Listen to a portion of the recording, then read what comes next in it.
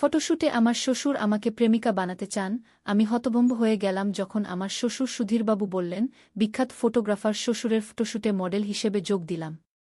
৭ বছর বয়সী শ্বশুরের স্টুডিওতে বিভিন্ন পোজে ছবি তুলতে তুলতে তিনি ক্যামেরা নামিয়ে বললেন, তোমার চোখে এমন কিছু আছে যা আমার কবিতায় ফুটিয়ে তুলতে চাই। আমার শেষ বইটি তোমাকে উৎসর্গ করতে চাই, শুধু বোমা হিসেবে নয়, আমার হৃদয়ের প্রেমিকা হিসেবে। আমাকে বিয়ে করবে? আমার শ্বশুর সুধীরবাবু একজন বিখ্যাত ফটোগ্রাফার এবং কবি। ৭ বছর বয়সেও তিনি অসাধারণ কর্মঠ, এখনও তার স্টুডিওতে নিয়মিত কাজ করেন। সম্প্রতি তিনি আমাকে বললেন তার নতুন ফটো কালেকশনের জন্য আমার ছবি তুলতে চান। আমি রাজি হয়ে গেলাম, ভাবলাম এতে স্বামী শ্বশুর সম্পর্কটা আরও ভালো হবে। সেদিন তার স্টুডিওতে গিয়েছিলাম। স্টুডিওতে আমরা দুজন ছাড়া আর কেউ ছিল না। তিনি আমাকে বিভিন্ন পোজে ছবি তুলতে বললেন। ১ ঘণ্টা ধরে শুটিং চলার পর হঠাৎ তিনি ক্যামেরা নামিয়ে আমার দিকে এগিয়ে এলেন। আমি ভাবলাম হয়তো আমার পোজ ঠিক হচ্ছে না। কিন্তু তিনি যা বললেন তা শুনে আমি স্তব্ধ হয়ে গেলাম। শ্বশুরবাবু, আমি হতভম্ব হয়ে বললাম, আপনি কি পাগল হয়ে গেছেন? আমি আপনার ছেলের স্ত্রী। আমি জানি। বোমা। সুধীরবাবু আমার দিকে এগিয়ে এলেন। কিন্তু তোমার চোখে আমি এমন কিছু দেখেছি যা আমাকে অনুপ্রাণিত করে। আমার নতুন কবিতার বই তোমাকে উৎসর্গ করতে চাই, শুধু বোমা হিসেবে নয়। না শ্বশুরবাবু, আমি বাধা দিলাম। আপনি আমাকে ভুল বুঝেছেন। আমি আপনার বোমা, এর বাইরে কিছু নয়। এই গল্পটি সম্পূর্ণ শুনলে আপনাদের পানি অটোমেটিক বের হয়ে যাবে, যত দ্রুত সম্ভব হাতের কাছে টিস্যু নিয়ে বসে পড়ো। বিছানার চাদর যেন নষ্ট না হয় সেটা সম্পূর্ণ খেয়াল রাখার অনুরোধ জানিয়ে গল্পটি এখন শুরু করব। তার আগে সর্বশেষ অনুরোধ, দয়া করে এমন পানি বের করার গল্প নিয়মিত শুনতে আমাদের চ্যানেলটি সকলেই সাবস্ক্রাইব করুন। ধন্যবাদ। হ্যালো বন্ধুরা, আমার নাম শ্রাবন্তী রায়। আমার বয়স ৪২ বছর। আমার স্বামীর নাম অনিন্দ রায়, বয়স ৪৫ বছর। আমাদের ২ সন্তান, অর্ণব আর দীপা। অর্ণব ১৯ বছর বয়সী, কলেজে পড়ে। দীপা ১২ বছর বয়সী, স্কুলে যায়। সুধীরবাবু আমার দিকে আরও এগিয়ে এলেন। আমি কি শুনছি? এটা কি বাস্তব? নাকি কোনো দুঃস্বপ্ন? আমার শ্বশুর, যাকে আমি সম্মান করি, যিনি আমার স্বামীর বাবা, তিনি আমাকে। না, এটা অসম্ভব। দেখো বোমা, তিনি বললেন, আমি জানি এটা অস্বাভাবিক শোনাচ্ছে। কিন্তু আমি আর নিজেকে ধরে রাখতে পারছি না। আমি পিছিয়ে গেলাম, ক্যামেরার স্ট্যান্ডের পিছনে লুকানোর চেষ্টা করলাম। আমার মাথাটা ঘুরছিল। আপনি কি বলছেন তা কি বুঝতে পারছেন? আমি আপনার ছেলের বউ। এটা কি ধরনের প্রস্তাব? সুধীরবাবু হাসলেন, একটা অদ্ভুত হাসি। তোমার চোখে ভয় দেখতে পাচ্ছি। ভয় পাওয়ার কিছু নেই বুমা। আমি তোমাকে কোনো ক্ষতি করব না। আমি এখনই চলে যাচ্ছি, আমি দরজার দিকে যেতে যেতে বললাম। এবং আমি অনিন্দকে সব বলব। না, তুমি তা করবে না, তিনি অদ্ভুত আত্মবিশ্বাসের সাথে বললেন। আমি করব না, আমি থমকে দাঁড়ালাম। তুমি করবে না, কারণ তুমি আসলে আমার কথা শোনোনি। তিনি আমার দিকে আবার এগিয়ে এলেন। আমি বলছিলাম, আমার শেষ কবিতার বইটি তোমাকে উৎসর্গ করতে চাই, শুধু বোমা হিসেবে নয়, আমার হৃদয়ের প্রেমিকা হিসেবেও। কিন্তু আমি এই কবিতাগুলো লিখেছি আমার স্ত্রী মালতীর জন্য, যিনি ৫ বছর আগে আমাদের ছেড়ে গেছেন। আমি হতভম্ব হয়ে গেলাম। কি? হ্যাঁ বোমা। আমি বলছিলাম, আমার নতুন বইটি হৃদয়ের প্রেমিকা নামে প্রকাশিত হবে, এবং আমি এটি আমার স্ত্রী মালতীর জন্য লিখেছি। কিন্তু তোমার চোখে আমি মালতীর চোখের আভা দেখতে পাই। তাই আমি চেয়েছিলাম এই বইটি তোমাকেও উৎসর্গ করতে। আমি নিঃশ্বাস ফেলার চেষ্টা করলাম। কিন্তু তারপর আপনি বললেন, আমাকে বিয়ে করবে? সুধীরবাবু হাসলেন, এবার একটু লজ্জা পেয়ে। হ্যাঁ, কিন্তু আমি তোমাকে জিজ্ঞেস করছিলাম না। আমি আসলে আমার নতুন কবিতার লাইন আবৃত্তি করছিলাম। নতুন বইয়ের প্রথম কবিতাটির শিরোনাম আমাকে বিয়ে করবে। আমি কেবল জানতে চাইছিলাম এটি কেমন শোনাচ্ছে। আমি অবাক হয়ে তার দিকে তাকিয়ে রইলাম। এটা কি সত্যি? নাকি তিনি কেবল নিজেকে বাঁচাতে চেষ্টা করছেন? তুমি বিশ্বাস করছো না, তাই না? তিনি বললেন। এখানে আমার কবিতার খাতাটা দেখো। তিনি ড্রয়ার থেকে একটি নীল মলাট বাঁধানো খাতা বের করলেন এবং আমার দিকে এগিয়ে দিলেন। আমি সন্দেহের চোখে খাতাটা খুললাম। প্রথম পৃষ্ঠায় লেখা ছিল, হৃদয়ের প্রেমিকা, মালতী দেবীর স্মরণে। পরের পৃষ্ঠায় প্রথম কবিতা, আমাকে বিয়ে করবে। আমি পরে চললাম। বসন্তের শেষ দিনে যখন পাখিরা ফিরে আসে। আকাশের নীল ছোঁয়ায় তোমার চোখের ভাষা খুঁজি। সময় থেমে যায় যখন দেখি তোমার হাসি। তুমি কি জানো আমার হৃদয় তোমারই প্রতীক্ষায়? আমাকে বিয়ে করবে? এই জীবনের শেষ পর্যন্ত হাত ধরে থাকবে? আমি ভুল বুঝেছিলাম। এটা আমার মূর্খতা। আমি যা ভেবেছিলাম সুধীরবাবু তা বলেননি। কিন্তু তারপরও কিছু একটা ঠিক মনে হচ্ছিল না। আমি খাতাটির পাতাগুলো উল্টে দেখলাম। সবই কবিতা, সবই সুন্দর। কিন্তু তারপর আমি খাতার বাঁধাইয়ের ভেতরে একটি পাতলা কাগজ দেখতে পেলাম। আলতো করে টেনে বের করলাম সেটি। এটা একটা চিঠি।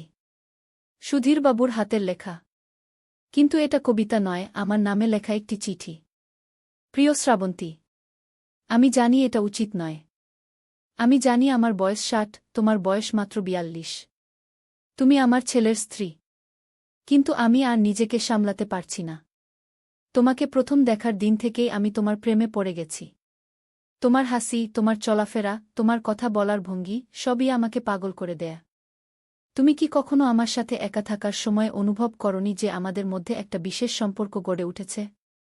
আমি জানি তুমিও আমার প্রতি আকৃষ্ট। আমাদের ডেস্টিনি একসাথে থাকা, তাই না? আমি চিঠিটা আর পড়তে পারলাম না।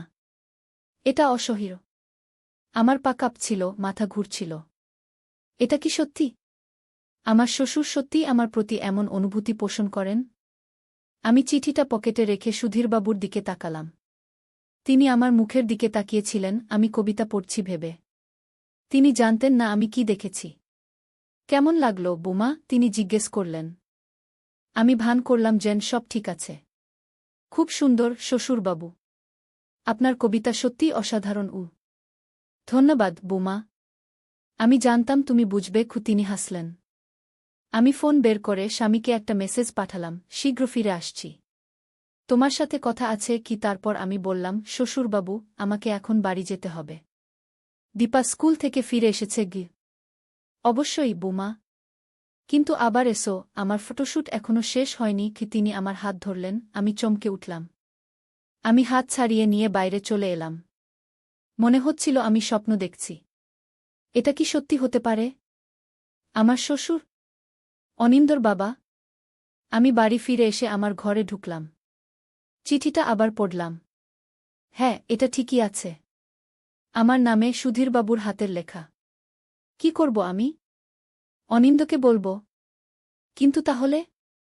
আমি অনিন্দর অফিসে ফোন করলাম। তুমি কখন বাড়ি ফিরবে? আরও 2 ঘন্টা লাগবে শ্রাবন্তী। কেন?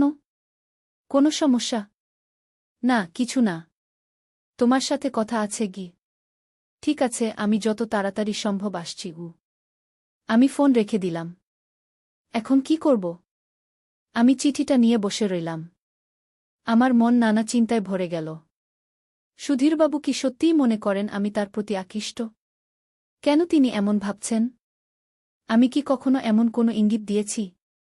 আমি আমার আচরণ বিশ্লেষণ করার চেষ্টা করলাম, কিন্তু কোনো কারণ খুঁজে পেলাম না।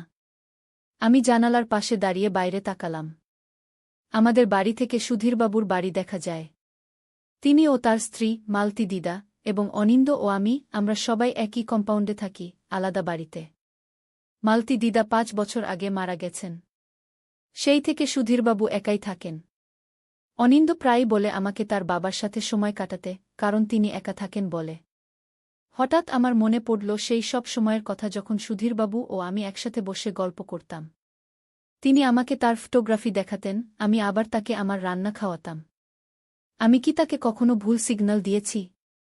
আমি জোরে মাথা নাড়লাম। না, আমি কখনোই তা করিনি।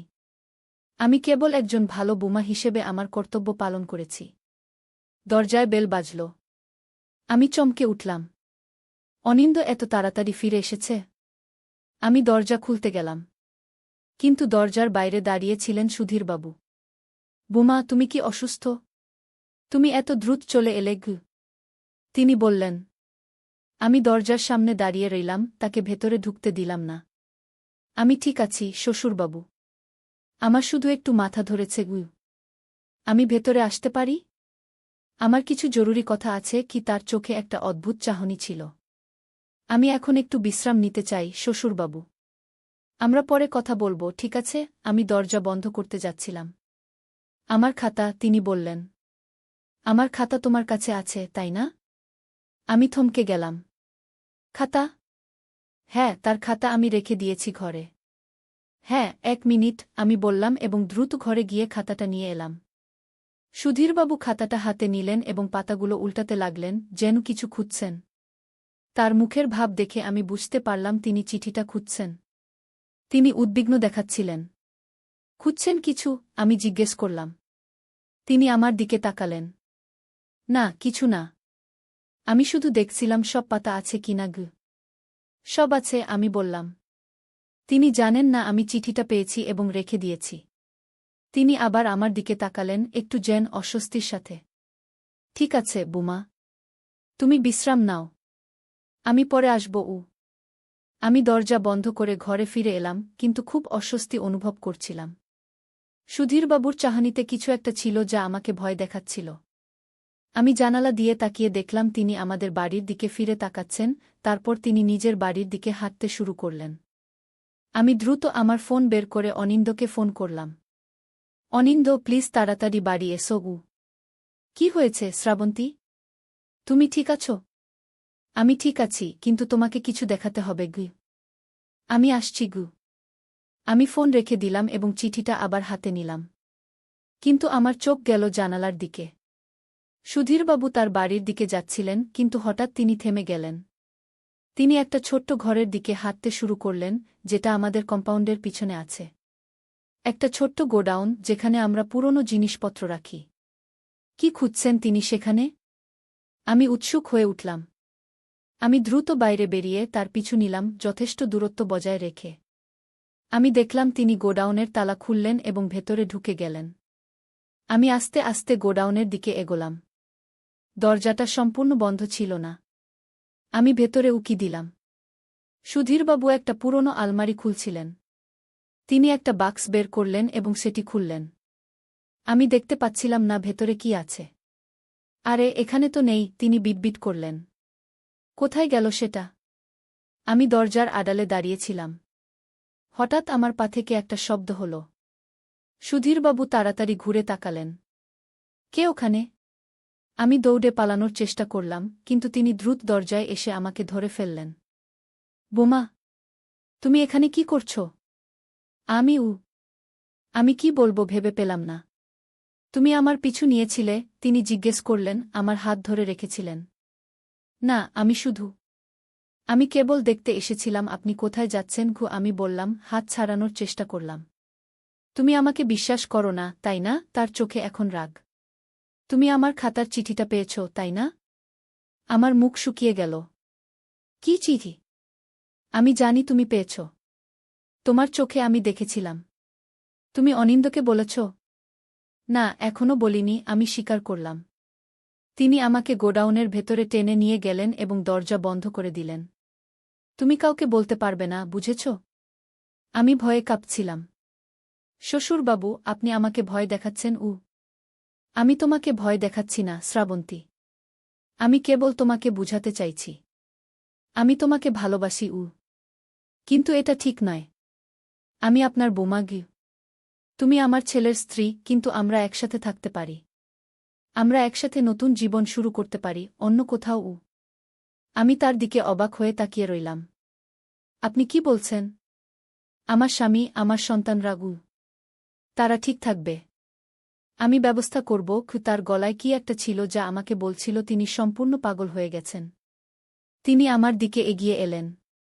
আমি পিছিয়ে গেলাম, কিন্তু আমার পিছনে দেয়াল। আমি চারপাশে তাকালাম, কোনো অস্ত্র খুঁজছিলাম। আমার হাতের কাছে একটা পুরনো ভাঙা ট্রফি ছিল। আমি সেটা তুলে নিলাম। সুধীরবাবু, প্লিজ। আপনি ভুল করছেন। দয়া করে আমাকে যেতে দিন। আমি ভুল করছি না, শ্রাবন্তী। আমি জানি তুমিও আমার চাও। কেবল তুমি নিজের কাছে স্বীকার করতে পারছ না। তিনি আমার হাত ধরলেন। আমি তাকে ঠেলে দিলাম। তিনি হোঁচট খেয়ে পড়ে গেলেন, কিন্তু তাড়াতাড়ি উঠে দাঁড়ালেন। আবার আমার দিকে এগিয়ে এলেন। শুনো, আমি একটা জায়গা খুঁজছিলাম। একটা পুরনো ডায়েরি। মালতী জানত না, কিন্তু আমি আগেও এমন করেছি। এমন কি করেছেন? আমার অন্যান্য বোমাদের সাথেও।